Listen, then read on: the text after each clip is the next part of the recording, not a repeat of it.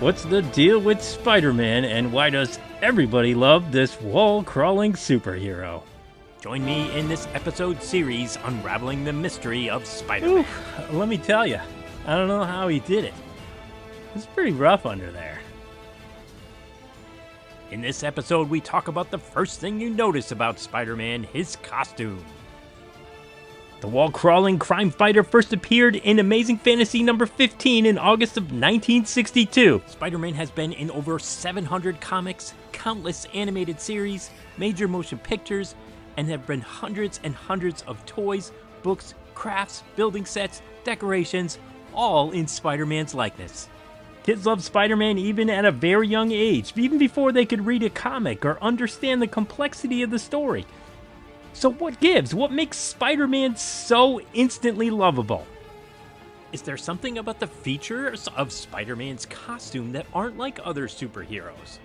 We know he's a good guy, but he's kind of got these angled eyes that usually tell us bad guy.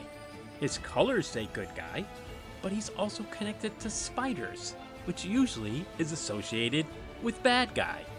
Although we can't imagine him being any different colors today, the original version of Spider-Man as spec'd by Steve Ditko was supposed to be orange and purple, because they were worried that he'd be too similar to Superman, who was also red and blue. Besides the comics, the first physical representation of Spider-Man started with his appearance on the Electric Company as a silent superhero that, interestingly, never spoke. Aside from this, it's only in the toys where we start to see how Spider-Man translates into 3 dimensions. The original Mego toy that came out in 1972 was all about costume, and this was the very first one. And if you haven't noticed, they screwed it up. And they made a traditional spiderweb pattern on it, as opposed to the way Spider-Man appears in the comics. And Marvel wasn't too happy about that, so this is an original, a Mego mistake, and they quickly corrected it. And this figure is actually pretty highly collectible now. And this guy is a little piece of history that is part of my collection that I'm proud to have. During the creation of Spider-Man, Steve Ditko wasn't sure if Stan Lee would like the idea of covering Spider-Man's face, but he did it because it hid an obviously boyish face, and it would also add mystery to the character. Spider-Man's mask is pretty unique. His big eyes and expressionless features may be a key to why he feels a bit softer than other characters, and that might be a big part of his appeal. When you take a look at all the other characters that were out at the time, most had some kind of mask, but none were completely covered like Spider-Man. This one decision made him instantly iconic, and when it came to merchandise like the toys, Spider-Man always stood out. There was something about the cloth costume that was very nostalgic. So, Mego dominated the toy market from the 1970s to 80s, but they went out of business, so there weren't any more toys like this. What you see happen later are nostalgic toys that reference the Mego era, and I'm going to show you some of those. In the late 1990s, Marvel was on the verge of bankruptcy, and the only way to save the Marvel company was to merge it with Toy Biz, the toy company that made Marvel's toys. The result was a lot of new toy activity to revitalize Marvel's key properties, especially Spider-Man. Toy Biz was one of the first companies to take a shot at referencing these nostalgic Mego toys, and they did that with the famous cover line, which is this figure here. This is the Spider-Man. These were made of spandex because they were made in the 1990s. So they definitely had better materials to work with. They actually made a lot of different famous cover figures. One of the things that I love the most about the famous cover figures is the packaging. And it would take the original first appearance, and then they made these beautiful covers with the foil embossing, and the artwork that was done on them was fabulous, and I love packaging.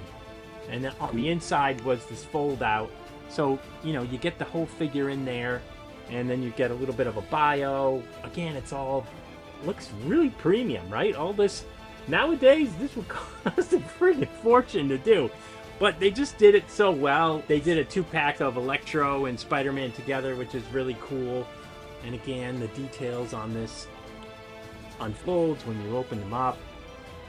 It's just really great. It's a really great job. It's a really cool presentation. I mean, come on, right? Some of my favorite packaging, and again, it really boils down to being so focused on the costume and authentic to the actual approach. The Spider-Man movie came out in 2002 and rocked the world with Spider-Man Mania.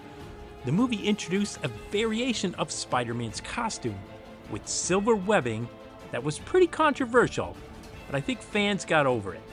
For a collector and Marvel fan like me, it suddenly became cool to be a comic nerd, and there would be an explosion of toys that any collector would struggle to keep up with. When the first Spider-Man movie came out, it was a pretty dark time, and the world really needed superheroes. I even went on a date to see the Spider-Man movie for the first time. And later she said it wasn't a date. Spider-Man's costume change in the Spider-Man movie with the silver webs on top of his regular costume made the Spider-Man figures for the movie look very different than the figures for classic Spider-Man. I love that the Spider-Man movie challenged the preconceived notion that bright colors were not going to work for a superhero that was pretty well established by the X-Men movies in the 2000s.